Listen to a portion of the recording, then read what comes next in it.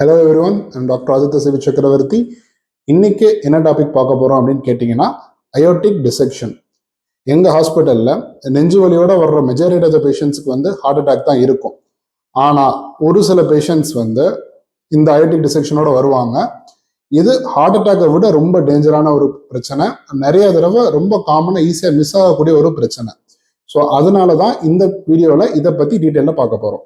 So aortic dissection அப்படின்னா என்ன? Aorta அப்படின்னா என்ன? நம்ம ஹார்ட்ல இருந்து ரத்தம் துடிக்கிறப்போ அந்த ரத்தம் வந்து ஒரு பைப் வழியா நம்ம உடம்புல இருக்க எல்லா உறுப்புக்கும் போகும். அந்த ரொம்ப பெரிய ரத்த குழாய், அந்த பைப்புக்கு பேரு தான் அயோட்டா. சரி, டிசெக்ஷன் அப்படின்னா என்ன அப்படின்னு கேட்டீங்கன்னா, இப்படி ஒரு லேயர் இருக்கு. அந்த ஒரு பைப்போட ஒரு லேயர் உள்ளே வெளியே அந்த மாதிரி 2 லேயர் இருக்கு. அந்த லேயர் வந்து நார்மலா வந்து இன்டாக்டா இருக்கும். அந்த லேயர்ல ஏதாவது ஒரு சின்ன ஒரு ஓட்டை மாதிரி விழுகுது அப்படின்னா என்ன ஆகும் அப்படின்னு கேட்டீங்கன்னா, ரத்தம் வந்து அந்த ரெண்டு லேயருக்கு உள்ள மட்டும் போகாது, அந்த ஓட்டைக்கு உள்ள புகுந்து ஒரு ஃபால்ஸ் லேயர் மாதிரி ஃபார்ம் ஆக ஆரம்பிச்சிடும். ஸோ என்ன நடக்கும் அப்படின்னா, அயோட்டாக்கு வந்து 3 லேயர் இருக்கும். ஒன்று வந்து ட்ரூ லூமன், அதன் இன்னொரு ஓட்டைக்கு அந்த கிழிஞ்சது கீழே வந்து ஃபால்ஸ் லூமன் மாதிரி ஃபார்ம் ஆகும். ஸோ இந்த மாதிரி 3 லேயர் ஃபார்ம் ஆகிறதுக்கு பேரு தான் அயோட்டிக் டிசெக்ஷன். சரிங்க, இந்த அயோட்டிக் டிசெக்ஷன் எதனால வருது? யாருக்கெல்லாம் இது ரொம்ப காமனா வருது? இது எவ்வளவு காமனா இருக்கு அப்படின்னு கேட்டீங்கன்னா, இது வந்து மெஜாரிட்டி ஆஃப் த பேஷண்ட்ஸ் யாரா இருப்பாங்கன்னா, ஒரு 65 வயசுக்கு மேல இருக்கக்கூடிய ஆண்கள். பெண்களை விட ஆண்களுக்கு 4 மடங்கு அதிகமா இந்த பிரச்சனை வரும். அதுவும் குறிப்பா வயதானவர்கள், ஒரு 60 வயசுக்கு மேல 70 வயசுக்கு மேல வந்து ரொம்ப காமனா வரக்கூடிய ஒரு பிரச்சனை. சரி, இதை வேற என்ன ரிஸ்க் ஃபேக்டர்ஸ் இருக்கு? இது எதனால வருது அப்படின்னு கேட்டீங்கன்னா, மோஸ்ட் இம்பார்ட்டன்ட் ரிஸ்க் ஃபேக்டர் என்னன்னு கேட்டீங்கன்னா, ஃபர்ஸ்ட் வந்து ஸ்மோக்கிங் தான். ஸோ இந்த 100 பேர் அயோட்டிக் டிசெக்ஷன்ல இருக்காங்க அப்படின்னா, ஒரு 60-70% வந்து ஸ்மோக்கர்ஸ் தான் இருப்பாங்க. ஏன்னா ஸ்மோக் பண்றப்ப என்ன நடக்கும் அப்படின்னு கேட்டீங்கன்னா, நிறைய கொலஸ்ட்ரால் ஃபார்ம் ஆகும். ஸோ அந்த நிறைய கொலஸ்ட்ரால் வந்து அந்த ரத்த குழாய்க்குள்ள வந்து உட்கார ஆரம்பிக்கும். ஒரு மாதிரி கொலஸ்ட்ரால் உட்காந்துச்சுன்னா என்ன நடக்கும்னா, அந்த கொலஸ்ட்ரால் வந்து அடியில இருக்கக்கூடிய அந்த ரத்த குழாயை அரிச்சு அந்த குழாய் வந்து ஓரளவுக்கு வீக் ஆக ஆரம்பிச்சிடும். ஸோ அப்படி வீக் ஆகிறதுனால ஈஸியா சின்ன ஒரு ஓட்டை விழுந்தாலே அது மொத்தமா பிஞ்சிட்டு வந்துற மாதிரி, கிழிஞ்சிட்டு வர மாதிரி இருக்கும். பேசிக்கா இந்த அயோட்டிக் டிசெக்ஷன் என்னன்னா, இந்த அயோட்டா அப்படி 2ஆ கிளியறது தான். ஸோ அந்த மாதிரி ஆகிறதுக்கு வந்து இந்த ஸ்மோக்கிங் ஃபர்ஸ்ட் ரிஸ்க் ஃபேக்டர். 2வது ரிஸ்க் ஃபேக்டர் வந்து பிபி. ரொம்ப நாளைக்கு கண்ட்ரோலே ஆகாம ரொம்ப அதிகமான அளவு பிபி இருக்கிறவங்களுக்கு அகெயின் இதே நான் சொன்னதான், இந்த அயோட்டிக் வாலே வந்து ரொம்ப வீக் ஆயிடும். ஸோ ஈஸியா வந்து கிழிஞ்சிறதுக்கு வாய்ப்பு இருக்கு. அடுத்த விஷயம் என்ன காமனா இருக்கும் அப்படின்னு கேட்டீங்கன்னா, நிறைய ஜெனட்டிக் ரீசன்ஸ் என்னன்னா, நார்மலாவே அவங்க பிறக்கிறப்பவே அவங்களுக்கு வந்து இந்த அயோட்டா ரொம்ப வீக்கா இருக்கும். அதை வந்து சில சிண்ட்ரோம்ஸ் நாங்க சொல்லுவோம். மார்ஃபன் சிண்ட்ரோம், லூயிடிட் சிண்ட்ரோம், ஹேலர்-டானியல் சிண்ட்ரோம், இந்த மாதிரி நிறைய மரபணு ரீதியா பிரச்சனை வரவங்களுக்கும் இந்த வீக்னஸ் ப்ராப்ளம்லாம் வரும். சரி, இப்படி எனக்கு அந்த அயோட்டிக் கிழிஞ்சதுன்னா, அந்த அயோட்டா அப்படி கிளியறதுக்கு பதில் அயோட்டிக் டிசெக்ஷன், அதுக்கு என்ன மாதிரி தொந்தரவு வரும், எப்படி ப்ரெசென்ட் பண்ணுவாங்க அப்படின்னு கேட்டீங்கன்னா, மெஜாரிட்டி ஆஃப் த பேஷண்ட்ஸ் என்ன நடக்கும் அப்படின்னா, நெஞ்சு வலின்னு வருவாங்க. நெஞ்சு பயங்கர சிவியரான பெயின், ஹார்ட் அட்டாக்ல எப்படி வருவாங்களோ அதே மாதிரி வருவாங்க.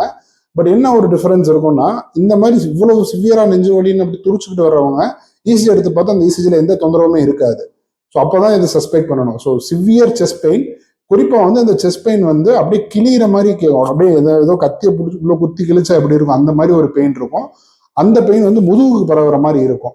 ஸோ அந்த அளவுக்கு சிவியரான ஒரு செஸ்ட் பெயினோட வருவாங்க. அப்புறம் அப்போ உடம்பெல்லாம் வேர்த்து போய் ஒரு மாதிரி படபடப்பாகி ஒரு மாதிரி பிபி எல்லாம் குறைஞ்சு போய் தான் யூஸ்வலா வருவாங்க. சில பேர் எப்படி வருவாங்கன்னு கேட்டீங்கன்னா, பிபி ரொம்ப ஜாஸ்தியாகி வருவாங்க.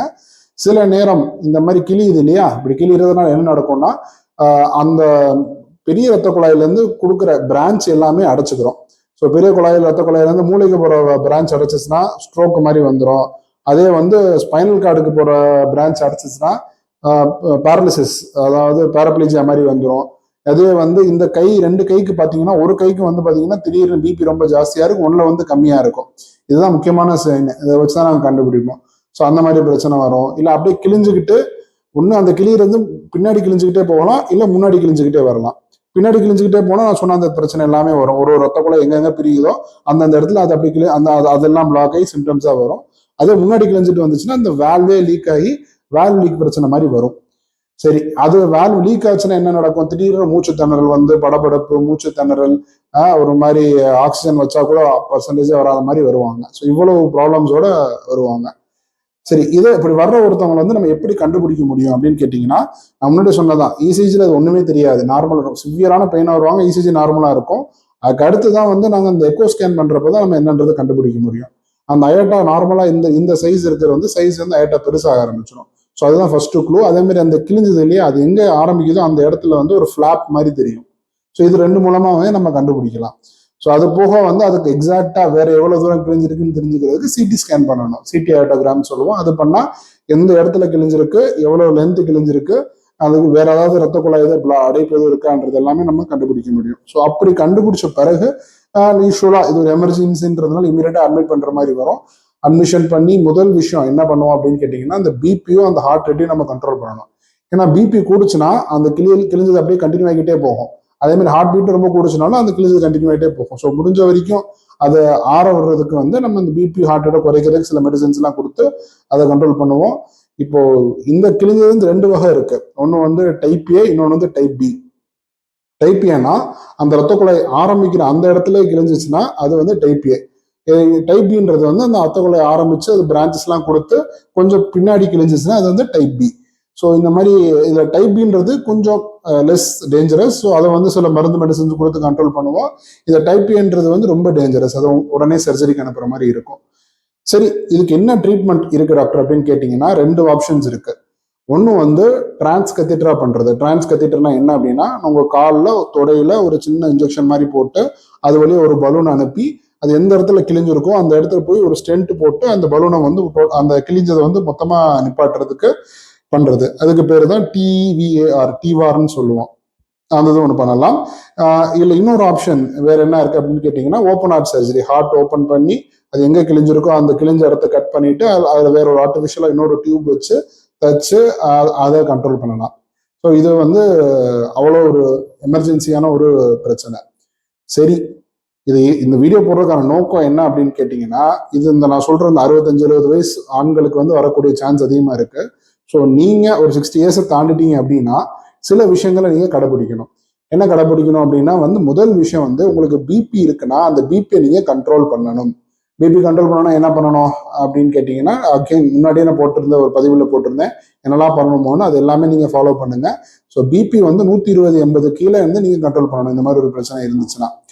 ரெண்டாவது விஷயம், பிபி கண்ட்ரோல் பண்ணதுக்கு அப்புறம் என்னன்னா ஸ்மோக்கிங். ஸ்மோக்கிங் அவங்க வந்து எல்லா பதிவும் சொல்றதுதான், ஹார்ட்டுக்கு வந்து மிகப்பெரிய எதிரின்றது இந்த ஸ்மோக்கிங் தான். அதனால எல்லா ஆர்கனையும் பாதிக்கும். நீங்க ஸ்மோக் பண்றதா இருக்கீங்கன்னா இம்மீடியட்டா அதை ஸ்டாப் பண்ணுங்க. இது ரெண்டாவது விஷயம்.